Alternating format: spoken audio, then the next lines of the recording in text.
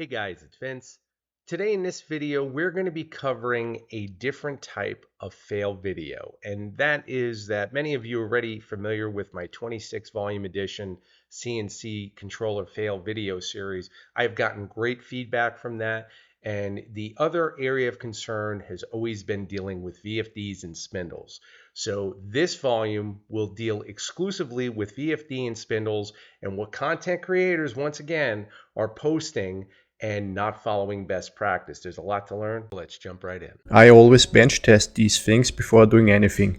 All right, so let's just do a brief introduction. Of course, we see the spindle and the VFD set up. He's discussing testing everything, which of course I highly recommend doing as well. However, you want to make sure that everything is done in a safe manner. And of course, you can see up on the top left there, I'm going to put an arrow there, you can see that we have the spindle connectors casing, which goes over the leads once they're soldered to protect it in terms of you naturally making contact with them. It's not installed. And guys, I'm telling you right now, three-phase power is lethal. This is no joke. And why anyone would post this in this format, I have no idea. Let's see where it goes. Either way, proceed with extreme caution following these type of videos. Saves you so much hassle in the long run. I have rigged up a temporary setup here. Let's hope the smoke stays inside. Whoops. Okay. The RC. Yeah, let the future me take over. The issue was I hooked up the earth to a phase input on the VFD. Let's clarify what he's explaining. He hooked up a ground to power inputs on the VFD. Now, how that's even possible if he took the time to even read the user's manual is absolutely astounding, as it's clearly stated in perfect English in the user's manual of how this unit is to be connected. These VFDs can be either three-phase or single-phase, but the connection terminal is always three-phase, and the earth has to be connected on the far right side, where also the spindle earth is wired up. Here now is the most common area of discussion for anyone novice entering this genre, and that is that they find out sooner than later they have to assemble their own spindle cable, which requires soldering. And many end users have never worked with nor soldered a double shielded cable. In order to do this, it requires a proper solder and flux combination, and they both are required.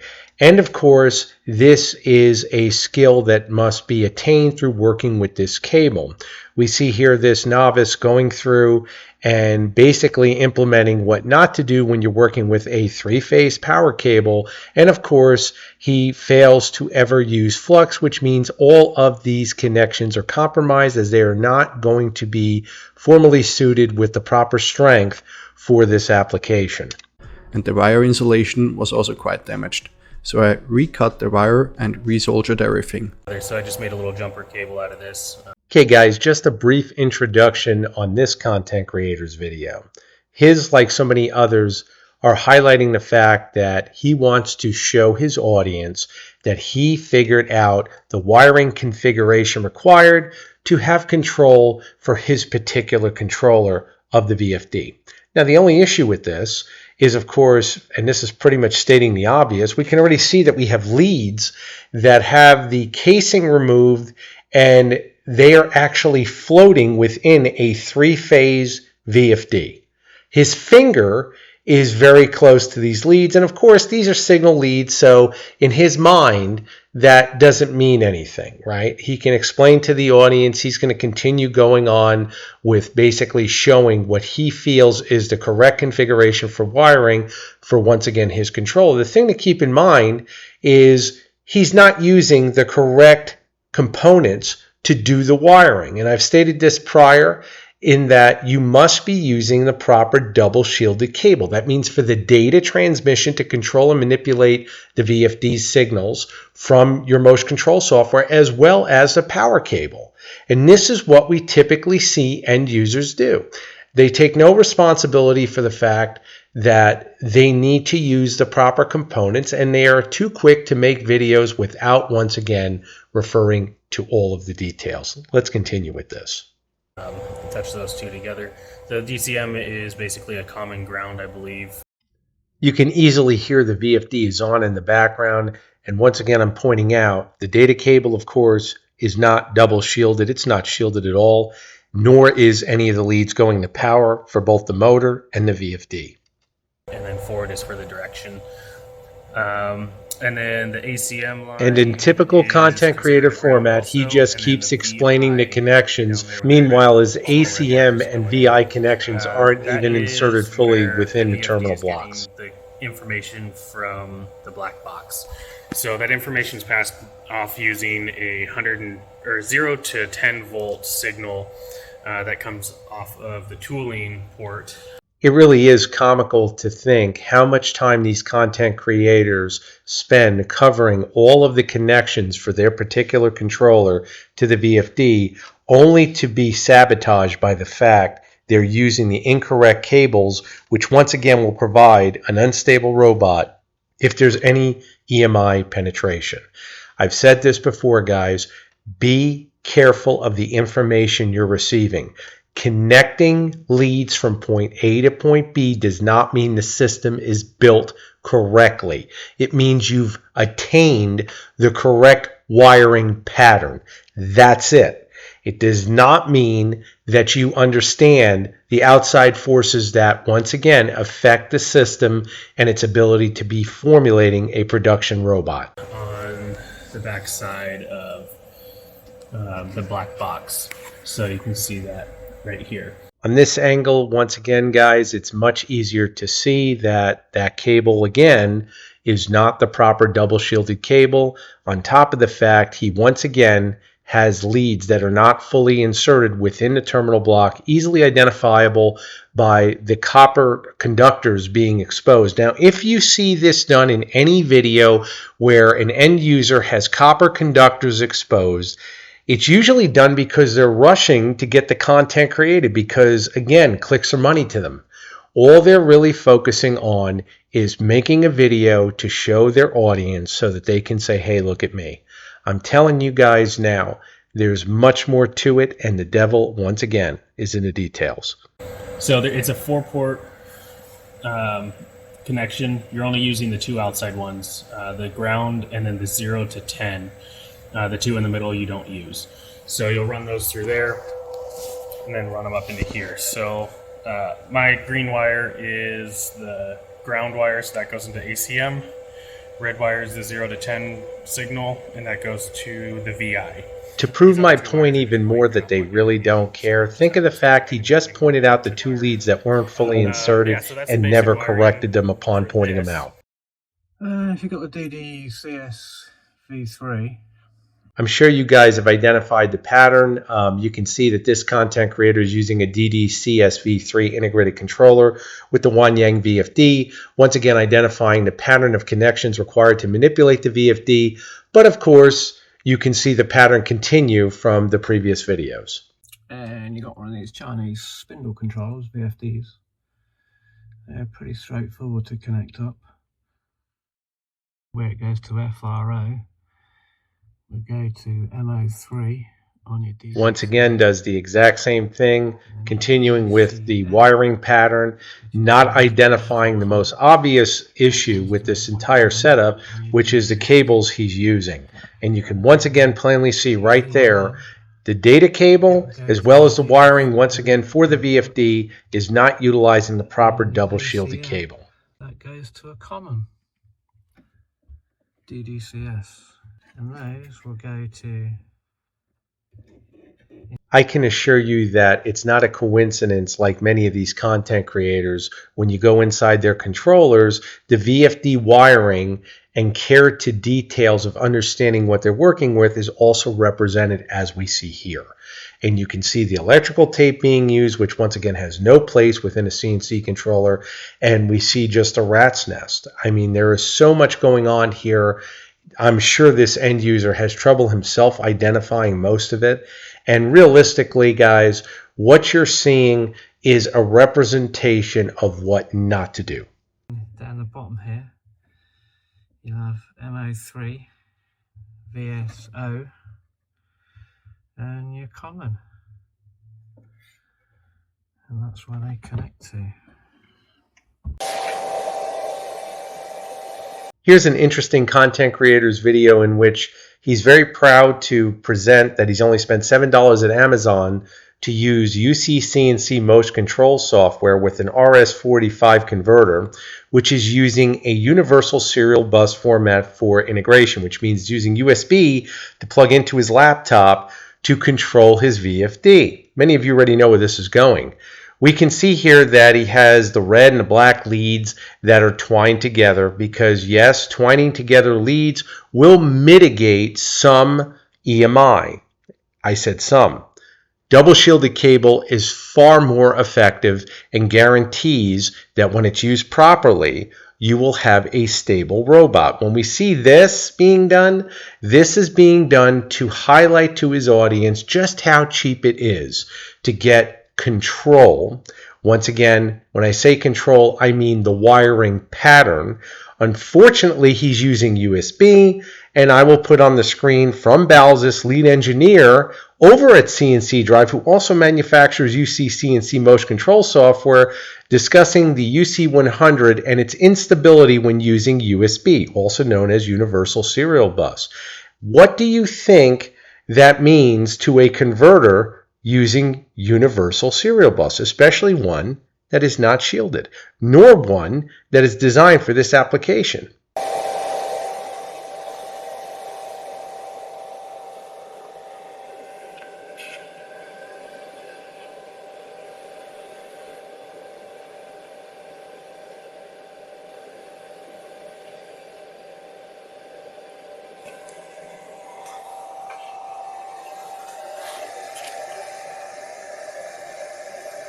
This is what makes it so hard for novice end users to understand that the devil is in the details, because they see things like this that looks really easy to do.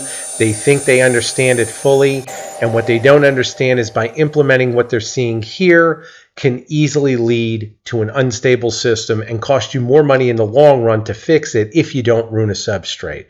Be careful, guys.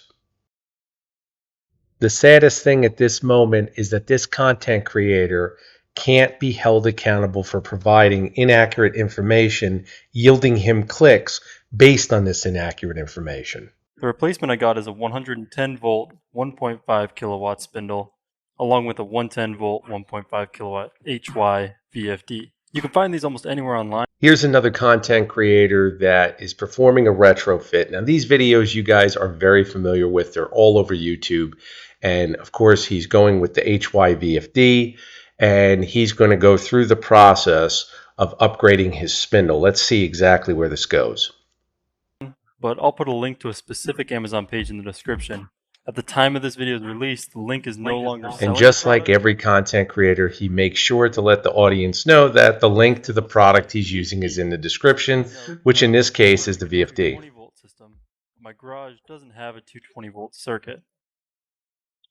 To start setting the system up, first verify that the VFD and motor you're working with matches mine. Once this is done, wire the VFD to a wall plug. I picked up 25 foot of 16 gauge stranded wire from Home Depot to use for both the VFD power supply and the spindle power lines. So this content creator was nice enough to take an up-close picture of the cable he's working with, as well as discussing that he went to Home Depot to buy the power cables for both the spindle as well as the VFD. We should all know that Home Depot, Lowe's, and all the other box stores do not carry double shielded cable for VFD applications. Why would they? Those are industrial electronics. There's no reason for them to carry it. And on top of that, this content creator, like all the ones prior, should have done research before making a video in which they inadvertently come across as an authority. And this is the mistakes that are being made time and time again, and this is why we keep seeing this misinformation spread all over the place.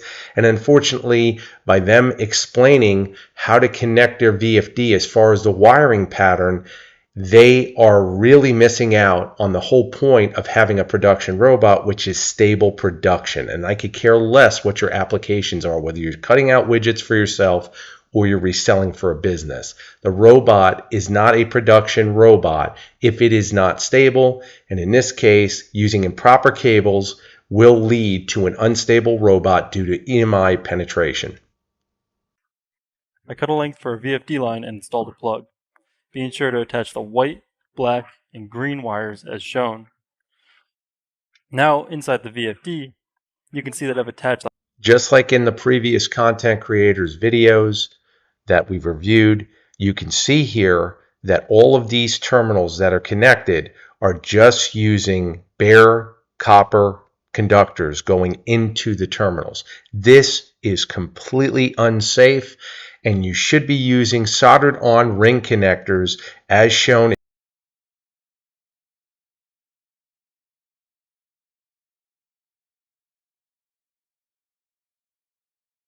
You can see on our ring terminals here for our spindle cable, just fanning them out a little bit, you can see we've got white, red, and black. And then we have over here a yellow with green stripe and also a silicone lead, which is an extension of the shield drain that comes to this ring connector. So one ring connector actually has two leads coming to it. The remaining three, once again, white, red, black, these colors are arbitrary. Forget the colors. What you need to realize is every lead that you see here is providing a 110-volt leg to your spindle because it's three-phase. Okay? So in conjunction, when this is connected to the VFD, and you see the VFD labeled UVW, UVW, repeating it, any one color that you see here can be connected to U, V, and W. And when I say any one color, that's white, red, or black, red, or white, red, white, or black, white, or red. It doesn't matter, because guess what? They're all power leads, okay? What you have on this final lead, this is the most critical lead. I'll say it again. This is the most critical lead not to screw up.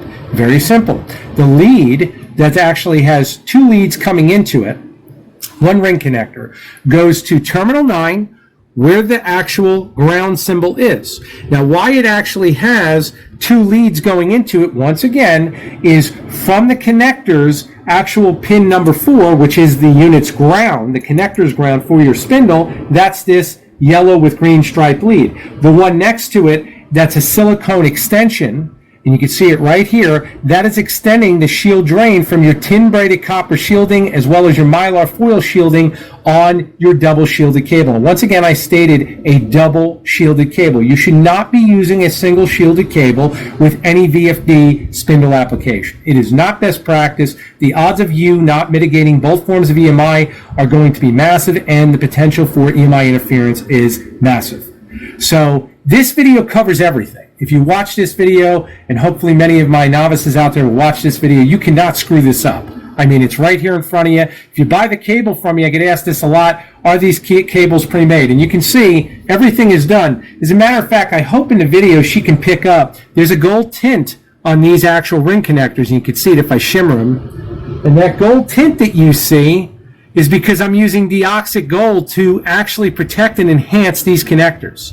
Okay? You're not familiar with deoxit gold? Check it out. You're looking at an additional $10. Look at how small this vial is. NASA uses this. This is amazing stuff. It saved my butt numerous times, and it will save your system the long run as far as protection and enhancement. All of these connectors inside this cable also have protection with this. Okay? And covering, once again, this in detail, the only reason I'm really doing this, because I've answered this question millions of times, is because now China is releasing different paperwork from different vendors, just as you saw prior, where they're stating not to connect the two grounds from your spindle cable to the ground on the actual VFD. This is ridiculous, people. Ridiculous. Now, just to cover one other detail. Your power cable coming in to power the VFD, you have R, S, and T. You can use any three of these to actually connect your power cable. Now, if it's a single phase 220, you're going to use R and S or R and T or S and T. It doesn't matter because, again, it's single phase and 220 will have 2 legs of power. If you have 3-phase, you'll just connect R, S, and T in any arbitrary configuration. Once again, TSR, SRT, it does not matter. You have 3-phase power, meaning each power leg will go to an individual terminal. That's it. Keeping this in mind, once again, this was not completed properly. It is completely unsafe. And once again, the algorithm, hopefully in the near future, will be detecting this and therefore filtering out these kind of problems. The hot to R, the neutral to T, and the ground to ground. At this point, you can also wire up the spindle. Right now I'm using the wire that came with the kit, which is why it's different colors. This wire is too short to actually use, so I'll be replacing that when I install the spindle on the machine. So the content creator is explaining grounding. And we can see here, I'm going to go over this slow because, again, it's a lot for me to break it down in a video. I'm going to also cut over to a video I made for a client so you can see this hooked up the correct way. First and foremost, R, S, and T are the power inputs coming off the wall outlet. We know that. He's using a 110-volt version of the VFD. Therefore, he does have a ground lead coming over to terminal 9. That is correct.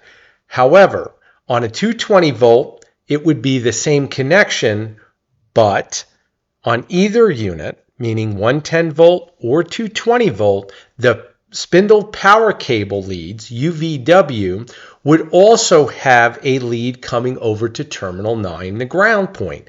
Now, why is that? Because the cable itself, due to the fact that the connector is 4-pin, would also have a ground lead on top of having a shield drain because you're using the proper double shielded cable, which in his case, he is not. Once again, I'm going to cut over now to a video I made for a past client explaining the hookup, and it does have my optional ground bus bar installed so that we could split this single terminal for your ground and once again allow multiple connections to be connected much easier in terms of using only one terminal. We can split it into multiple terminals to once again have both the RST side for power ground and also the spindle power cables ground as well. This is imperative. Frank, it's Vince. I just wanted to show you your programmed VFD is all done. I wanted to cover real quick the wiring because, again, doing this live makes it much easier. You can see we have R, S, and T. The wall outlet leads you will be connecting will be R and T. You can see it's an arbitrary color. I use black and white. That's my test leads coming in from my wall. And you can see this one lead coming in on top, the ground, coming over to the ground bar, which I installed. That was the accessory that I charged you for because this unit does not come with that. That splits the actual single ground point, which is on 9. As you look inside there, you can see the ground symbol. There's a lead coming from there that goes to the ground bar, and then the lead coming from the wall is that ground going through the circular rubber grommet. So now you have the proper ground from the wall outlet on, once again, coming in and grounding out to the ground bar along with R and T, which are your power legs at 110 volt apiece. Coming in on the inside, U, V, and W are for your spindle cable, and it's irrelevant how you connect what color going to them other than green. Green is ground. What we have here with U, V, and W as far as the color leads are all 110 volt legs as the VFD outputs 3-phase. So again, black lead, red lead, and white lead all are 110 volts, so it's irrelevant how you hook them up. The green lead you can see underneath on 9 is actually, and this is coming from the spindle cable I'm talking about, actually goes and connects to that 9 ground terminal plug where you can see right there. I'll just see if I can get in. There you go. You can see where it actually connects, as well as the lead coming from the ground bar. So you have 2 leads coming into pin 9 or terminal 9, and it actually is a circle ring connector for both. So you'll have 2 leads going in there. One lead will be the ground from the spindle cable. The other lead will be the ground from the actual grounding bar. And in this way, everything is done nice and neat, and you can see how everything is set here. 2.2 kilowatt VFD that blew the original bridge rectifier. All right, guys, this content creator's video is the most disturbing I've seen in that he is actually going to service his own HYVFD. When I say service, let me be precise.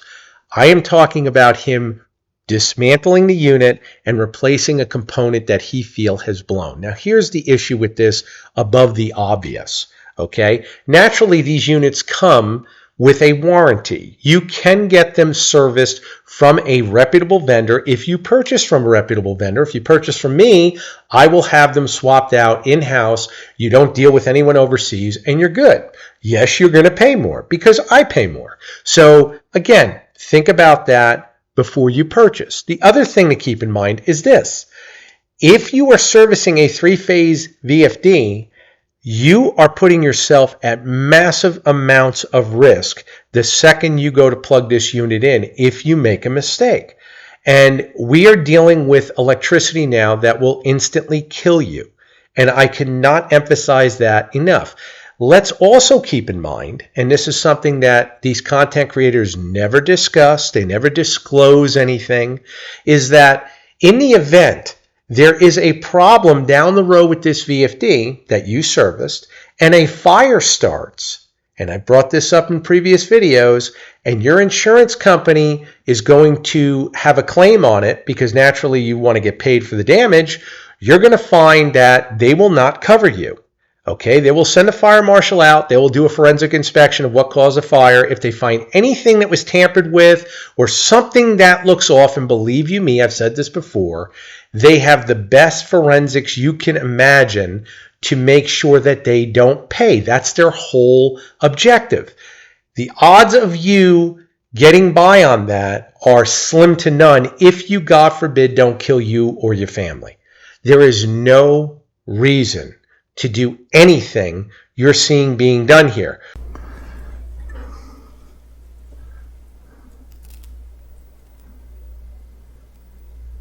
All right, guys, the reason I put this in the video is because, of course, he's soldering incorrectly once again. We see that he is going through and he is using the solder without flux, and regardless of what soldering you're doing, if it's a circuit board or a cable, you need to use flux. The scariest part is, look at how long he's holding the iron on the board. It's of course because the solder is not melting properly because you have no flow when you don't have the proper flux. The other thing that's scary about this is that the component, I'll put an arrow to it, he actually took something from his shop that he feels is similar in size of the original component, and that is what he is trying to replace the one that went bad with.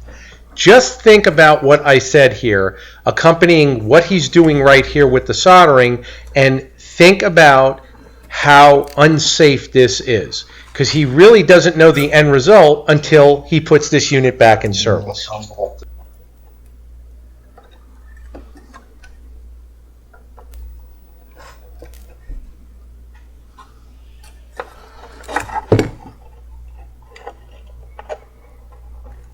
Okay.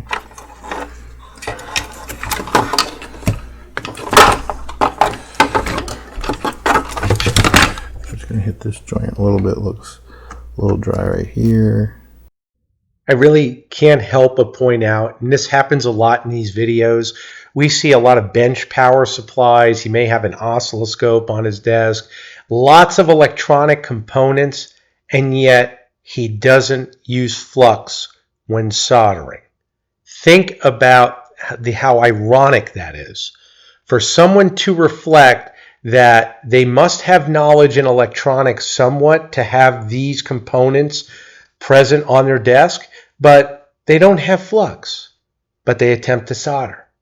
These are the questions that go through my head, like many of you, when we see this being done.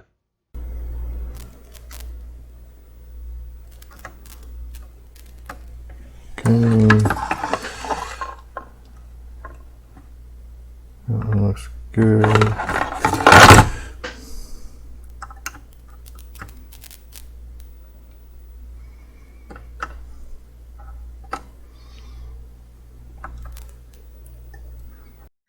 I'm going to end this video with looking forward once again to when YouTube's algorithm will pick up these unsafe practices, because guys, I'm telling you right now, I want you guys who are getting involved with this genre to know what you're getting involved with and do it right the first time. And that means being safe among everything else. And YouTube is a great community as long as content creators are actually producing content and thinking about the content they're producing to, once again, how it affects their audience. If it's unsafe content because what they're reflecting is not best practice or can yield questionable results, this is where the algorithm should step in, and I feel many of you agree with that.